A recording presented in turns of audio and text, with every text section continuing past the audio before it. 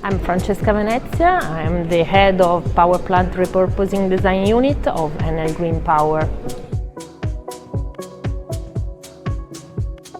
The main highlight is that several people around the world are facing the same issues and the same troubles that we are, and that there are several different solutions that can be shared and that can be useful also for us, and also that we are quite in the right way for managing these issues in our job.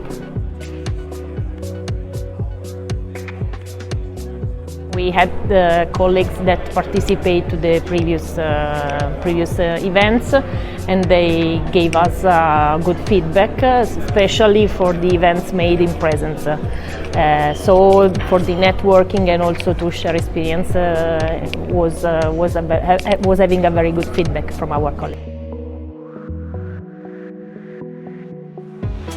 Several points of attention or ideas that can be reused, mainly in the management, not only on the technical point of view, but specifically on the management of the decommissioning process. We see that there is a good mix between technicians and also management people, so you can see the issues from different point of view.